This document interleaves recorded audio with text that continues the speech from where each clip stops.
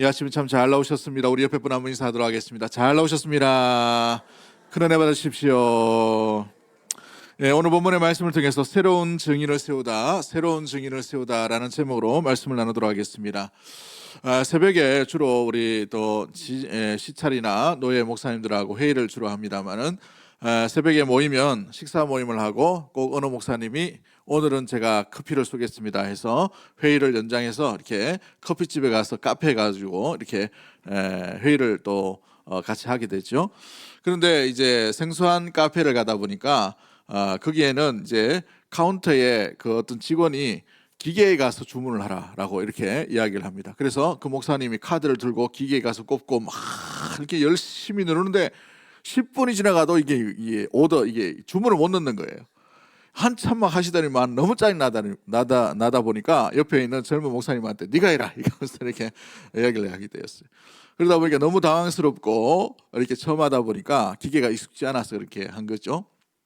이 주문도 잘 못 넣게 되는 그런 모습 보게 됩니다. 그래서 젊은 목사님이 이제 이렇게 뭐 두드리다 보니까 금방 이렇게 해서 주문을 이제 받고 커피를 맡게 되는데 커피 마시는 내내 좀 불편한 마음에 이렇게 하시는 것을 보게 됩니다. 익숙하지 아니하고 처음 하다 보니 그와 같은 일들이 일어나게 된 것을 보게 되죠. 우리도 이제 이렇게 기계나 이런 걸 보면 생소하다 보면 당황할 때도 있고 잘 맞지 않는 그런 모습들을 보게 되죠.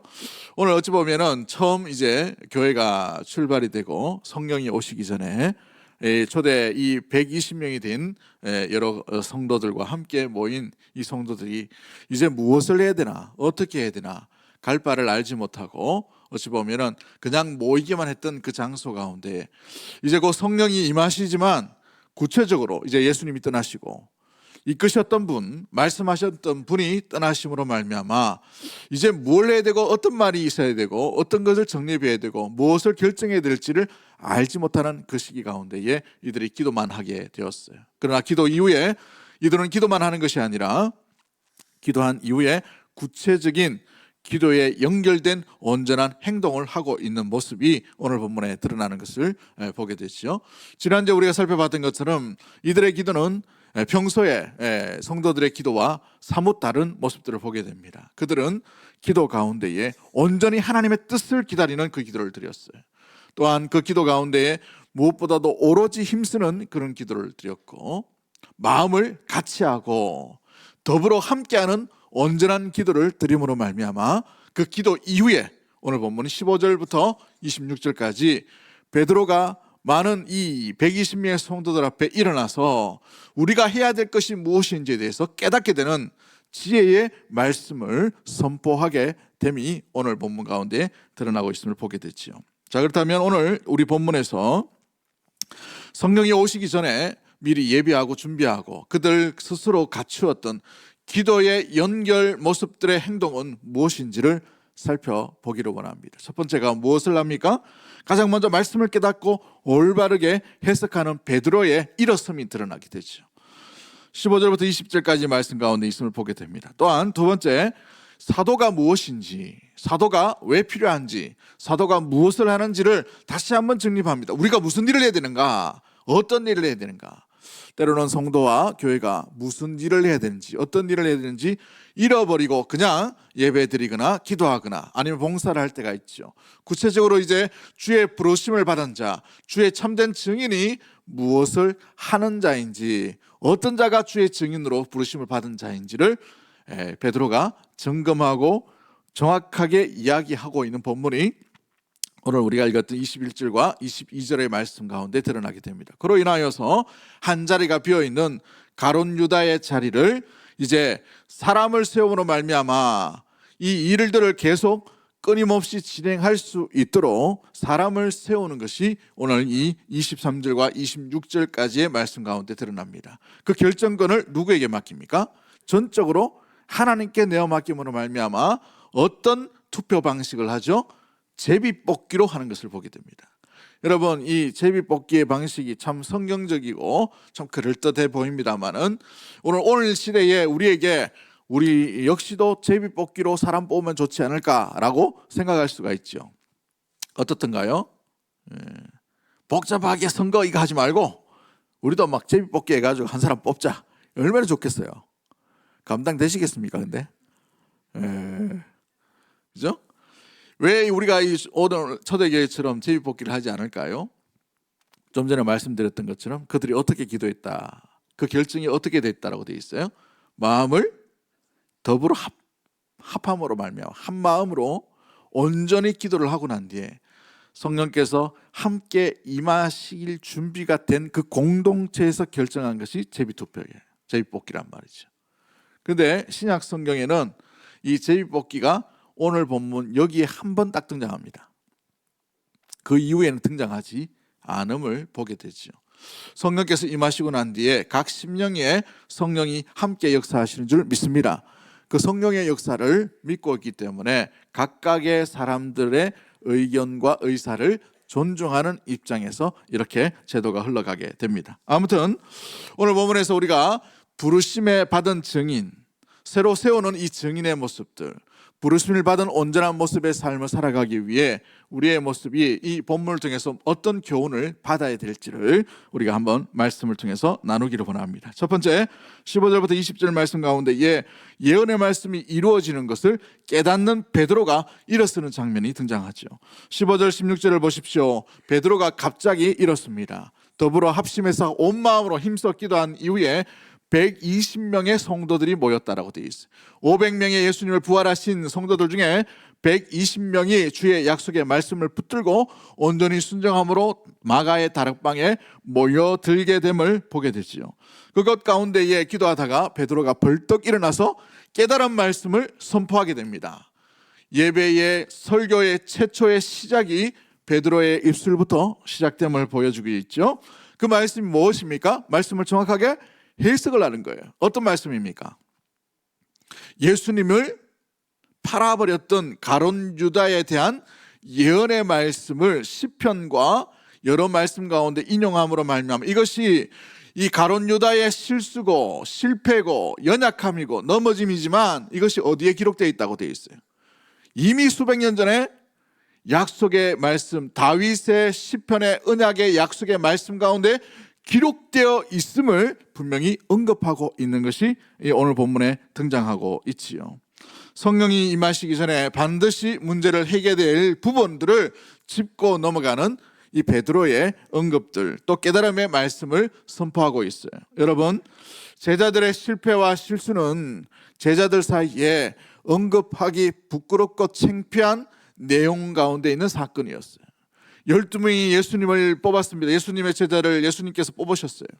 근데 그 12명이 3년간 예수님과 동거동락하고 거느렸단 말이죠. 그런데 그 중에 한 사람이 스승을 팔고 은 30개로 말미암아 이 예수님 스승을 이 대제사장과 서기관들에게 팔아버림으로 말미암아 죽게 만들었다는 것을, 여러분 오늘날 시대에도 참담한 이야기고 있을 수 없는 그런 이야기입니다. 스승을 판다, 이것은 참으로 부끄러운 일이죠.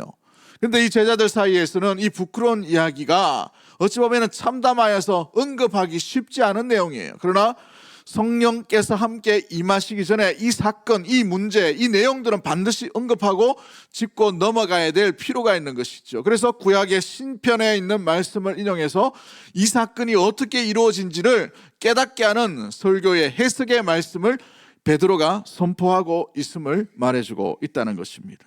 여러분, 이 가룟 유다의 실패와 실수는 이미 구약 성경 가운데 시편 69편과 시편 109편에 언급되어 있는 사건인 것이죠. 가룟 유다가 연약함으로 말미암아 실수하여서 그 대상이 되어버린 것이에요. 그러므로 말미암아 우리가 깨닫게 되는 이 교훈이 무엇입니까? 아무리 주의 제자요, 아무리 주님이 부르심을 받은 사람이라 하더라도 실수하고 넘어지고 또한 무엇보다도 예수님을 부인하고 배반할 가능성이 있을 수가 있다는 사실이죠. 예수님이 직접 부르신 그 12명의 한 사람이었어요. 그런데 이 가룟 유다는 어떤 사람이었습니까? 돈꾀를 맡았다라고 되어 있어요. 그 돈꾀. 요한복음 12장 6절 말씀을 보면 어떤 여인이 향유합을 예수님의 이 머리에 이렇게 깨트리는, 예수님께 깨트리는 예수님의 장례를 준비하기 위해 깨트린 것을 보게 되죠. 수천만 원이 되는 것입니다. 그럴 때 이 가룟 유다가 뭐라고 얘기합니까? 차라리 그것을 가난한 자들을 위해 구제를 했으면 좋았을 텐데 라고 얘기합니다. 굉장히 그럴듯한 그런 내용이에요. 그런데 예수님께서 그 중심을 보셨어요. 그럴 때 뭐라고 말씀하십니까? 요한복음 12장 6절 말씀에 거기 넣는 것을 훔쳐가는 도둑이었다라고 되어 있어요. 이렇게 말하면 가난한 자들을 생각함이 아니라는 것이죠. 그 속에 구제하는 마음이 없다는 거예요. 그 중심의 핵심과 출발은 그 내용이 아니라 도둑질하려고 하는 그 마음으로 그 내용을, 그 언급을 하고 있다는 것이죠. 뭘 얘기합니까? 예수님을 따랐습니다. 예수님을 불렀어요. 예수님과 함께 나갔습니다. 예수님을 섬겼습니다만은 예수님도 섬기고 이 가룟 유다는 뭘 섬겼다는 말이죠? 돈도 섬기고 있다는 것을 말해주고 있다는 것이죠. 예수님의 부르심을 받아서 온전히 예수님을 쫓았는데 어느샌가 모르게 돈이 보인 거예요. 돈이 더 커 보인 것이죠. 그래서 은 30냥에 예수님을 팔아버렸습니다. 이 은 30냥이란 말은 그렇게 큰 돈이 아닙니다. 뭐 많기는 많지만 그러나 큰 돈은 아니에요. 사람을 사고 팔 만한 그런 돈이 아니에요. 노예를 살 정도의 돈이에요. 근데 그 정도의 돈을 스승을 팔아버렸다는 말이죠. 참담한 일을 가운데 일어났던 것을 보게 되죠. 그러나 이 사건이 이미 구약에 기록되어 있음으로 말미암아 이 기록된 대로 예언이 그 사람에게 적중되므로 이 인생은 불쌍한 인생이다라고 우리 예수님께서 말씀하지 않으셨습니까? 차라리 태어나지 말았으면 좋았을 뻔했는데, 우리 예수님께서 언급하시는 것이죠. 왜 이렇게 가룟 유다가 넘어지게 되었나요? 그는 두 주인을 섬겼다는 거예요. 예수님을 3년 동안 쫓았음에도 불구하고 예수님도 섬겼지만 예수님이 주시는 놀라운 은혜의 혜택이 그 마음 가운데 너무 많이 아름답게 여겨짐으로 말미암아서 주인을 팔아버리게 된 일들이 일어나게 되었다는 것입니다. 여러분, 그러기에 우리가 주님을 따르는 온전한 증인, 부르심을 받은 성도, 주님의 몸된 교회로서 거룩한 신부로 살아가기 위해서는 두 주인으로 함께 섬길 수는 없다는 것입니다. 양당 간에 결단을 하셔야 된다는 것이죠. 하나님과 인기, 하나님과 명예, 하나님과 사람의 인정, 하나님과 권력과 명예를 함께 개인의 행복을 추구할 수는 없게 되어 있어요. 먼저 그의 나라와 그의 의를 구할 때에 여러분 이 모든 것을 더해 주신다 하셨지만 이 모든 것에 초점을 맞추고 주님을 따라갈 수는 없게 되어 있어요. 넘어지게 되어 있습니다. 실패하게 되어 있어요. 좌절하게 되어 있습니다. 마음 가운데 낙심이 들 수밖에 없는 거예요. 따라가는 파랑새가 다르기 때문에 그런 것입니다. 따라가는 목적이 다르기 때문에 그런 것이에요. 우리의 목적은 우리의 주인이신 예수 그리스도가 되어야 될 줄 믿습니다. 그럴 때에 우리의 목적은 주인이신 주님만 섬길 수가 있게 되어 있는 것이죠. 사랑하는 성도 여러분, 오늘 우리 이 땅 가운데 예배를 드린 가운데 우리의 마음이 어떤가요? 이 가룟 유다의 경솔함을 통해서 우리가 배울 수 있는 이 겸손함은 무엇입니까? 우리 역시도 주님과 더불어 떨어질 가능성이 있을 수가 있다는 사실. 우리 내면과 생각과 우리의 이 지혜와 우리의 감정들을 잘 점검해 보셔야 된다는 것이죠. 우리 안에 또 다른 주인이 생길 수 있을 가능성이 돼요. 우리 자녀가 될 수가 있습니다. 남편이 될 수가 있어요. 아내가 될 수 있어요. 우리의 물질이 될 수 있습니다. 우리의 성공이 될 수가 있습니다. 그러나 우리 예수님은 두 주인은 섬길 수가 없다라고 단언코 말씀하시는 거예요. 하나님의 나라에 나가기 위해는 한 주이신 한 왕이신 주님만 섬겨야 될 줄 믿습니다. 그 주님을 선택하며 주의 부르심을 따라 살아갈 수 있는 우리 믿음의 모든 가족들 되기를 주의 이름으로 간절히 축복합니다. 그러기에 주님이 걸어가신 그 길로만 걸어갈 수 있게 되기를 원합니다. 다른 길에 서성거리지 않게 되기를 원합니다. 아무리 유혹이 많고 견눈질이 온다 하더라도 여러분 그 길에 맴돌지 않게 되기를 원합니다. 주님과 함께하는 그 자리에 함께하게 되기를 주의 이름을 간절히 축복합니다. 주님과 함께 동행하며 그 중심 가운데 거해야 되지, 주님과 멀찍이 떨어질 때에 베드로를 보십시오. 예수님을 부인하는 자리로 나가지 않습니까? 예수님을 저주하는 자리로 나아갈 수밖에 없는 거예요. 그러므로 주님과 밀착된 관계, 그것이 바로 주의 부르심을 받은 성도와 교회가 온전히 나아가야 될 방향인 줄 믿습니다. 주님께 가까이 붙어 있어야 되는 거예요. 우리의 욕망을 날마다 점검해 보셔야 되는 것입니다. 예배 시간 가운데도 가정 가운데도 마찬가지죠. 우리가 새벽마다 또 하는 밤마다 또 우리가 함께 드리는 모든 시간 가운데에 우리의 욕망을 제거하게 하시고 우리의 주인이신 주님만 바라보게 하옵소서. 기도할 수 있는 우리 믿음의 모든 가족들이 되기를 주의 이름으로 간절히 축복합니다. 베드로가 이제 일어나서 사도의 조건을, 주의 부르심을 받은 자로서 어떤 자가 사도이고 주의 부르심을 받은 자인가, 어떤 일을 해야 되는지를 분명히 말하고 있죠. 21절부터 22절까지 말씀입니다. 그 마음 가운데에 두 가지를 이야기합니다. 자세히 살펴보면 세 가지 정도를 이야기하지만 전체적으로 보면 두 가지를 이야기해요. 그 두 가지가 뭐냐 하면, 첫 번째가 세례 요한의 이 세례부터 시작해서 예수님께서 성천하실 때까지 예수님과 함께 한결같이 붙들어 같이 있었던 사람이 예수님의 사도가 될 수 있다는 사실이에요. 예수님을 보고 예수님의 부르심을 받고 예수님과 동고동락하고 예수님의 가르침을 받고 예수님이 먹이신 떡과 잔을 함께 나누었던 사람이 사도의 조건이 된다는 말이에요. 뭘 이야기합니까? 끝까지 예수님과 함께 했던 신실함을 이야기합니다. 신실함. 이 신실함이란 한 번 약속한 것을 끝까지 지키는 것을 의미해 주고 있지요. 약속 있다가 사정이 생겨서 능력이 안 돼서 떨어지는 사람이 아니라 끝까지 함께하는 사람이에요. 여기에서 가룟 유다가 떨어지게 되어버렸어요. 돈의 욕심이 많음으로 말미암아, 돈의 눈길이 감으로 말미암아서 그 신실함에서 멀어졌기 때문에 주님께서 불러주신 사도의 이 직분에서 멀어지게 되고 떨어지게 되고 이별을 구하게 되어버린 것이죠. 비참한 최후를 경험하게 되어버린 것입니다. 그로 말미암아 하나님의 부르심, 우리 주 예수 그리스도의 부르심을 받은 믿음의 증인과 온전한 삶을 살아가는 이 부르심을 받은 사도의 조건은 주와 함께하는 자예요. 언제까지요? 끝까지. 신실함, 주의 나라가 임하는 그날까지 끝까지 임하는 것이, 끝까지 함께하는 것이, 끝까지 동행하는 것이, 끝까지 함께 그 길을 걸어가는 것이 그리스도의 부르심을 받은 증인의 삶인 줄 믿습니다.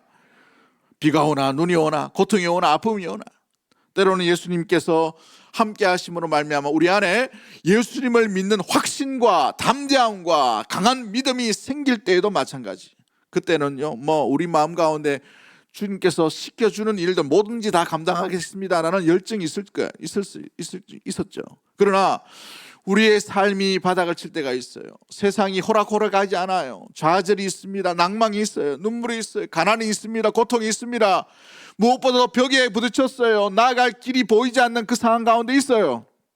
예수 믿는데 왜 이와 같은 일들이 일어나는가? 왜 이런 막힘이 있는가? 왜 이런 한숨 짓는 일들이 있는가? 그 순간, 그때, 그 장소, 그 시간과 기간 가운데에서도 우리는 주와 함께 신실하게 주와 동행하는 자가 바로 주님의 부르심을 받은 증인이요, 주님께서 불러주신 사도의 조건이라는 사실인 거예요.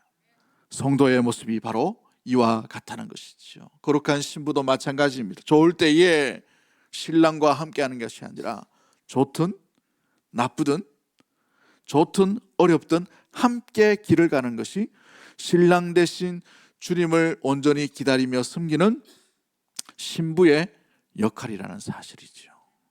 요즘 이렇게 얘기하는 사람들이 많이 있더라고요. 연애는 내가 좋아서 하는 것이지만, 그죠? 결혼은 싫은 것을 같이 하는 거예요. 부담되는 것을 같이 하는 거예요. 부담되고 힘드는 것을 같이 하는 것이 결혼이라는 거예요. 연애는 좋은 것만 계속해요. 시간대도 좋게, 그죠? 감정도 좋게, 좋은 것만 안 줘. 이런 막상 결혼하면 어떻게 됩니까? 애 놓고 나면, 그죠? 내 삶이 온데간데 없어요. 모든 초점이 애의 중심이죠. 음식이 어떻든가요?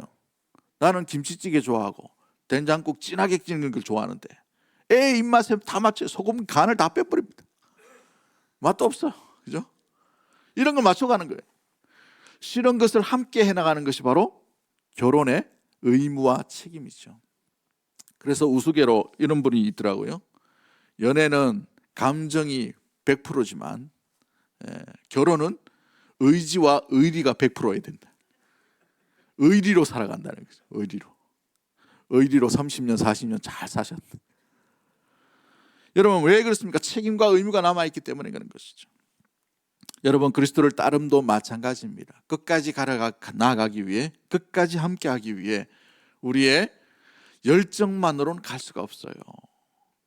우리의 감정만으로는 갈 수가 없단 말이죠.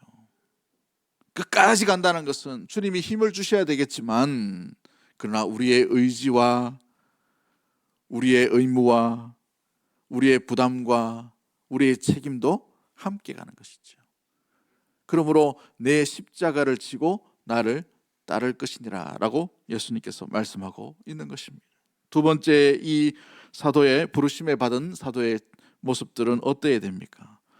예수님을 잘 알고 함께 해야 될 뿐만 아니라 예수님의 부활하심도 증언하는 자라야 되는 것입니다. 증언한다는 말은 뭐예요? 살아있는 동안에 그 입술로 예수님이 죽었다 하는 그 사람들 앞에서 예수님이 살아있습니다라는 것을 말과 삶으로 드러내는 것, 증거하는 것이 바로 이 증인의 삶의 모습인 것이죠. 대제사장들과 서기관들과 바리새인들과 유대인들은 예수님이 부활하신 사건을 은폐하고 숨기고 그러기 위해서 거짓말을 퍼뜨렸습니다. 유언비어를 퍼뜨렸어요. 제자들이 기절했다, 예수님이 기절했다, 예수님의 시신을 제자들이 훔쳤다, 도적설, 여러 가지 설이 있어요. 그래서 여러 가지 유언비어를 퍼뜨렸다는 말이죠. 그러나 이 500의 형제들과 지금 남아있는 120명의 이 증인들과 제자들은 어떠했습니까? 그리스도께서 다시 죽음에서 살아나셨고 우리가 그 일에 이것을 본 증인이다라고 말과 삶을 온전히 드리는 목숨을 바쳐서 나아가는 삶을 살아가는 것이 참된 증인이요 사도의 온전한 삶의 모습이었다라는 사실인 것이지요. 그래서 사도가 하는 일이 무엇입니까? 살아계신 예수님을 증언하는 일이고 그 증언에 합당한 삶을 살아가는, 소망을 나타내는 온전한 삶을 살아갔던 자요. 또한 십자가의 길, 주의 부르심을 따라가는 그 길을 포기하지 아니하고 신실하게 끝까지 온전히 주님을 배반하지 아니하고 주님께서 부르시는 그날까지 함께 나아가기 위해 분투하며 또 처절하지만 그 길로 온전히 걸어갔던 자들이 바로 사도요 증인의 온전한 모습이라는 사실이죠. 이것이 사명이라는 것입니다. 사명은 내 좋아하는 것, 내가 기뻐하는 것, 내 취미, 내 목적을 이루는 것이 사명이 아니라 불러주신 분이 맡겨주신 그 일을 하는 것이 사명인 줄 믿습니다. 그러기에 주의 몸된 교회와 성도 역시도 마찬가지예요. 부르심에 따른 소망 가운데 살아가는 것이, 그 일을 하는 것이 바로 사명자인 교회의, 성도의 온전한 모습이 되어야 될 줄 믿습니다. 사도의 모습들과 마찬가지인 것입니다. 사명으로 일하는 자는 그러기에 사명의 이끄심을 받아서 일하기에 쉽게 지치지 않게 되는 것이, 절망하지 않습니다. 세상의 기류와 환경과 문화와 가치관과 유행 가운데에 넘어지지 않아요. 좌절할 수는 있지만 그러나 다시 일어납니다. 소망이 거기에 있지 아니하고 영원하신 하나님의 나라에 있기 때문인 줄 믿습니다. 그러기에 나의 일을 하기 위해 하는 것이 아니라 주의 일을 하기 위해 내 욕망과 욕심과 고난과 절망 앞에서도 모든 것을 내려놓고 주의 부르심대로 살아가는 것, 주의 부르심에 그 일을 하는 것이 참된 사명자의 모습인 것이죠. 그 일을 감당할 수 있는 우리 부르심을 받은 주의 몸된 교회, 또 거룩한 신부인 교회가 되기를 주의 이름으로 간절히 축복합니다. 마지막 세 번째로, 이 사도를 세우고 난 뒤에 그 결정권을 누구에게 드리고 있습니까? 모든 사도들과 모든 제자들이, 이 120명이 함께 기도하고 난 뒤에 두 사람이 선출됩니다. 예수님과 함께 거느렸던 사람, 3년간의 공생애를 보냈던 사람, 또 예수님의 성취하심을 증언했던 그 사람 중에 딱 두 명이 등장하죠. 그 두 명이 누구입니까? 마띠아라는 사람과 여러 이름이 나오는 요셉이라 하기도 하고, 오늘 본문에 누가 나타나고 있나요? 23절 말씀에 보면 이 바사바라고 하고 별명은 유스도라고 하기도 하는 요셉이라는 사람과, 그죠? 여러분 잘 보시면 누가 뽑혀요? 우리는 알지만, 결과를 알지만 마띠아, 마따디아, 뭐 다른 번역으로 마따디아라고 하기도 하고. 그런데 오늘 본문에 보시면 누가 더 유명한 것처럼 보입니까? 23절 말씀 한번 띄워주시죠. 23절 말씀에 어떻게 되어 있어요? 바사바라고 하기도 하고 안식일의 아들입니다. 안식일의 아들, 이름의 뜻이. 별명은 유스도라고 하기도 하고 또 유명한 이름인 요셉이란 이름도 가졌다. 이걸 뭘 이야기해 주는 거예요? 그죠? 그 공동체 안에 그 사람은 상당한 유명함과 인정을 받는 사람이에요. 야, 저 사람이라면 하는 여러 별명을 가진 사람이에요. 다 아는 사람이란 말이죠. 근데 마따디아라는 사람이죠. 하나님의 선물이라는 이름을 뜻을 가지고 있는데 이 사람과 둘이 있으면 유명한 사람을 뽑아야 되지. 베드로와 사도들이. 그런데 어디에 맡깁니까? 제비뽑기로 맡기는 거예요. 제비뽑기로 맡겼다는 말은 뭡니까? 충분히 기도하고 이 결과를 누구에게 맡기는 거예요? 하나님께 맡기는 거예요. 전적인 의탁이 담겨져 있는 것입니다. 아무 때나 제비뽑기 하시면 안 돼요. 이거 들고 가가지고 집에 가가지고 뭐 이 학교 가야 됩니까? 저 학교 가야 됩니까? 막 이래가지고 A 학교 가는 이건 아니에요. 잘 전략을 세우셔야 돼요. 지혜를 하셔야 됩니다. 이 신랑을 만나야 됩니까? 저 신랑을 제비뽑기 하다가 큰일 나는 거예요. 큰일 나. 그죠? 그거 하라고 제비뽑기가 있는 게 아닙니다. 온전히 전적으로 맡기고 후회하지 않고 온전히 이 일에 순종하겠다는 그 결심과 결단을 가지고 제비뽑기를 한 거예요. 그로 인하여 하나님 앞에 순종하죠. 왜 이 순종의 결과로 인하여서 어떤 일이 났습니까? 불협화음이 전혀 없어요. 이게 전적인 의탁입니다. 오늘날 한국교회에 투표만 하면 어떻게 됩니까? 막 갈라져요. 섭섭마귀가 얼마나 요동치는지. 그죠? 내가 돼야 되는데 저놈이 됐단 말이에요. 네? 내가 되는데 저것이 돼버렸단 말이죠. 그러니까 막 섭섭한 거예요. 내보다 늦게 왔는데. 이런 마음들. 내보다 열심히 하지도 않았는데. 그죠? 그런데 여러분 보십시오. 그와 같은 일들이 왜 일어날까요? 왜 투표만 하면 몸살이 치는 한국교회에 이런 어려움이 있을까요? 어느 목사님은 그래서 서울에 있는 목사님인데 차라리 65세 다 되면 다 장로 주자 뭐 이렇게 하는 사람도 있어요.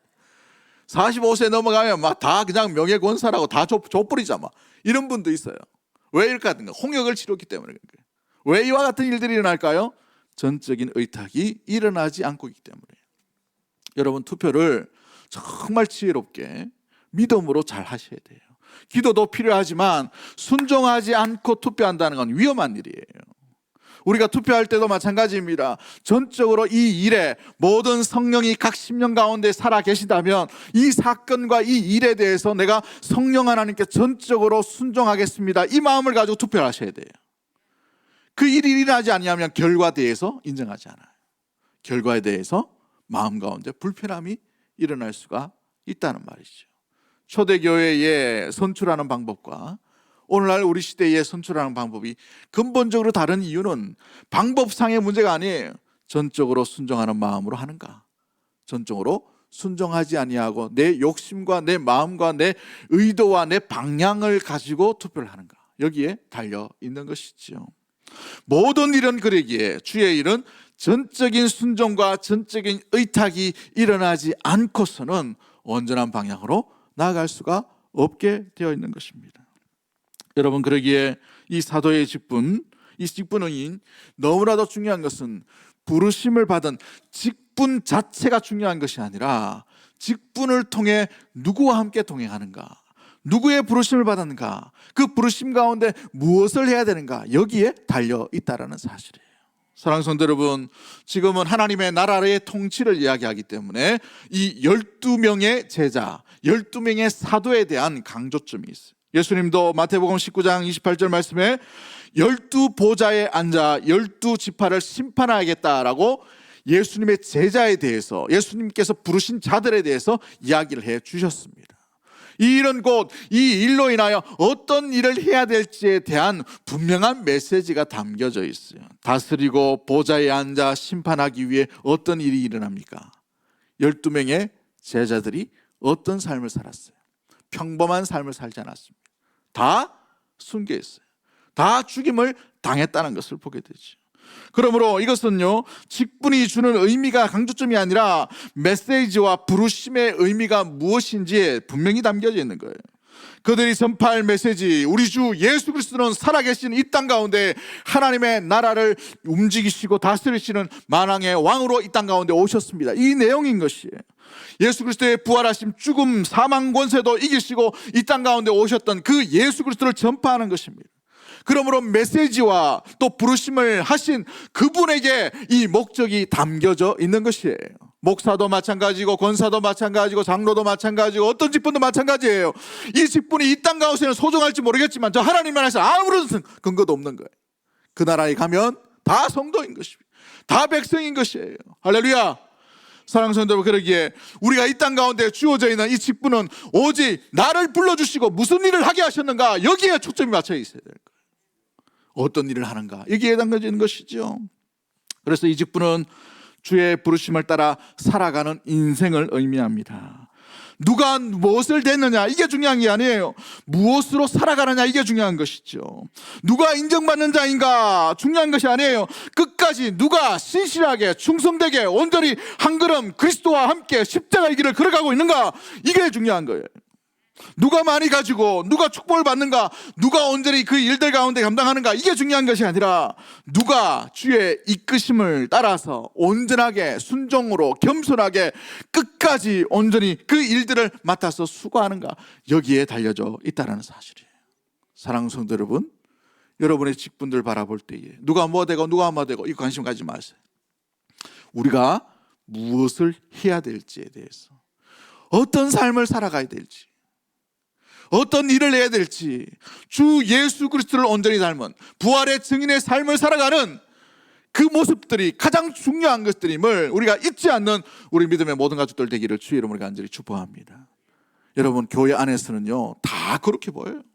다 있음직합니다. 그러나 세상 속에서 진짜 성도의 삶, 그 부르심대로 온전히 살아가는 증인의 삶이 드러나야 하는 것이죠. 사랑하는 성도 여러분, 그렇습니다. 그로 인하여서 우리는 이 직분의 위험성과 부담과 또 이 일 가운데에서 주께서 기대하신 것이 무엇인지를 정확하게 알고 주의 인도하심을 따라 온전히 살아가야 하는 것이죠. 오늘날 목회자의 숫자가 점점 줄어들고 있어요. 저희 때만 하더라도 1000명씩 졸업자가 나왔어요. 그런데 요즘은 300몇 명이 나옵니다. 한국교회 이 교육자 수급의 문제가 심각하게 계속해서 요즘 매스컴에 나오고 있죠. 그런데 저는 이 일이 당연한 결과라고 생각됩니다. 왜냐하면 인구도 줄고, 첫 번째. 두 번째는 사회 풍조가 어렵고 힘든 일을 안 하려고 그래요. 그렇죠? 좋은 일, 명예롭고 어찌 보면 인정받고 그런 길이라면 다 가려고 하겠죠. 그런데 우리 주님은 그 길을 좁은 문 좁은 길이라고 했어요. 이 목회의 길, 사역의 길, 주의 백성으로서 살아가는 그 길은 이제 점점 더 좁은 길, 좁은 문이 될 것입니다. 당연한 결과인 것이죠. 세상 사람들은 쉬운 일을 하려고 합니다. 요즘 택배 알바만 하더라도 물론 열심히 해야 되겠지만 500원 받아요. 서울 가면. 서울에 있는 많은 동료 목회자들이 다 사라져버렸어요. 다는 아니지만 상당수가 사라져 있어요. 택시 운전을 한다든지 택배기사를 한다든지 어느 작업 현장에 간다든지. 왜 이와 같은 일들이 일어날까요? 사명의 일을 끝까지 감당하는 것은 쉬운 일이 아닙니다. 물론 그 일을 하면서 최선을 다해서 목양의 일, 섬김의 일 할 수도 있어요. 그런데 그렇지 아니하고 너무 쉬운 일들이 보이는 것이죠. 생계가 되지 않아요. 90% 이상이 노후 걱정이 전혀 준비가 되지 않아요. 80% 이상이 최저 생계비도 받지 못하는 그런 현실입니다.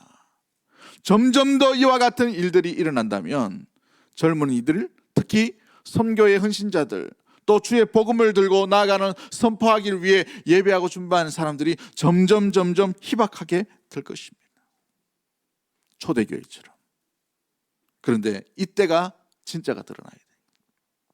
이때가 정말 온전히 그럼에도 불구하고 그 길을 걸어가는 진짜 성도, 진짜 목사, 진짜 장로, 진짜 집사, 진짜 권사가 온전히 드러나게 되는 것이죠.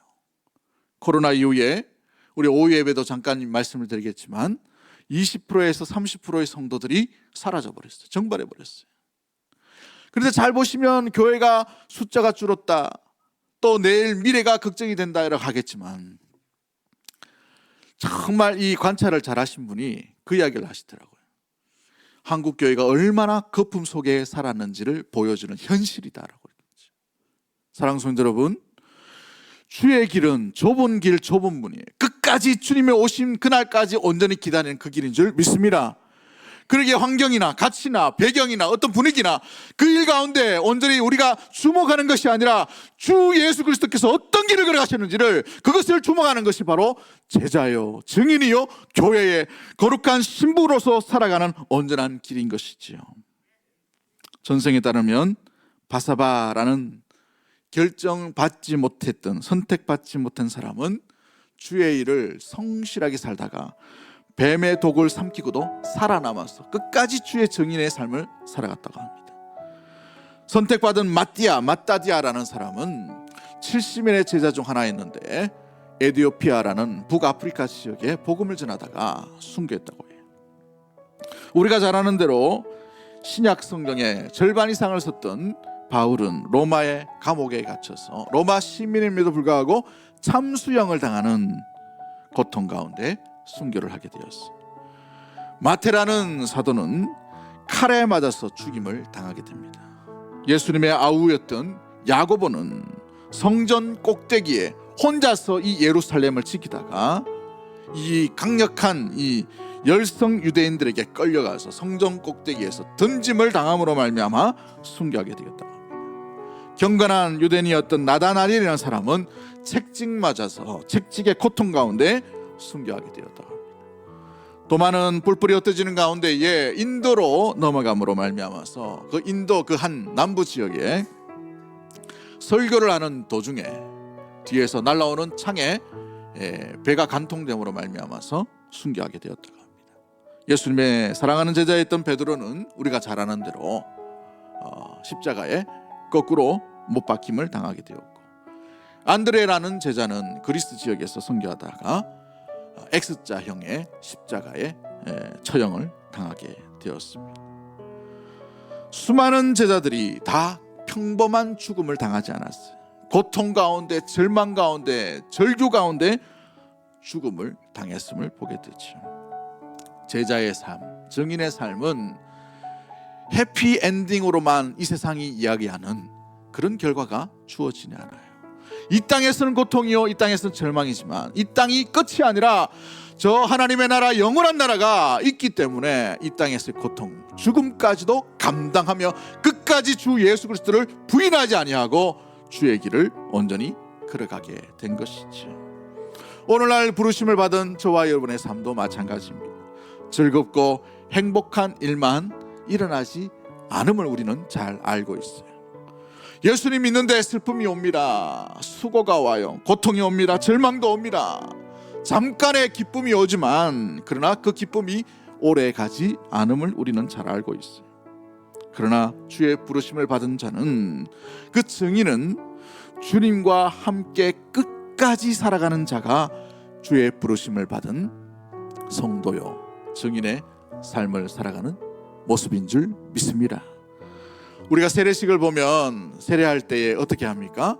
주 예수를 믿어 하나님의 사람이 된 누구에게 내가 성부와 성자와 성령의 이름으로 세례를 주노라 라고 말합니다.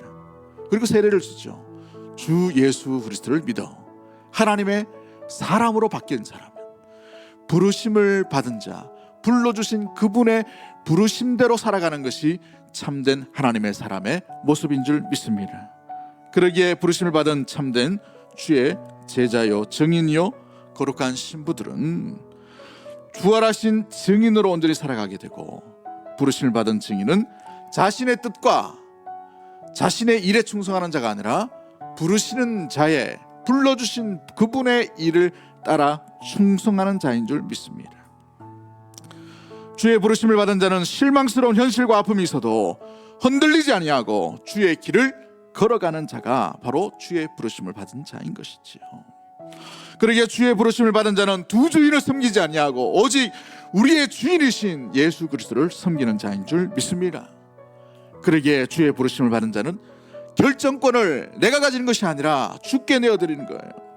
그 결정에 대해서 후회하지 아니하고 주께서 이끄실 때에 합력하여 선을 이루신 줄 믿고 전적인 의탁을 하며 그 길을 걸어가는 자인 것이죠. 모든 소망을 세상에 두지 아니하고 부활하신 예수 그리스도께 소망을 둠으로 말미암아 아무리 절망스러운 일, 죽을 것 같은 고통과 아픔과 슬픔과 절규가 있는 그 삶의 현실을 떠나지 아니하고 그 속에서 부활하신 예수 그리스도, 그 참된 소망이신 주님을 바라보는 삶으로 생명의 길, 주의 길, 완전한 길, 하나님의 나라의 그 길, 부르심에 따라 살아가게 되는 줄 믿습니다. 그러기에 믿음의 주여이신 온전케 하신 주 예수 그리스도를 끝까지 바라봄으로 우리의 눈을 한결같이 그 시선에서 고정함으로 주와 함께 동행하게 되는 것이지요.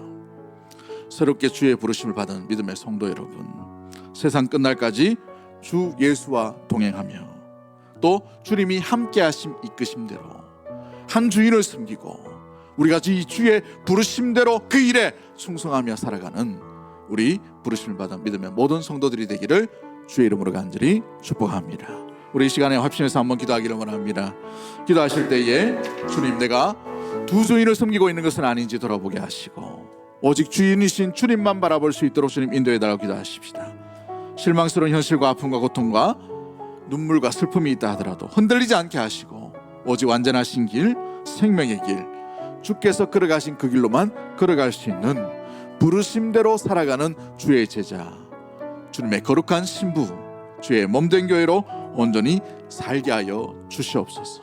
우리 주신 말씀 생각하며 주여 한번 외치고 통성으로 합심해서 한번 기도하도록 하겠습니다. 주여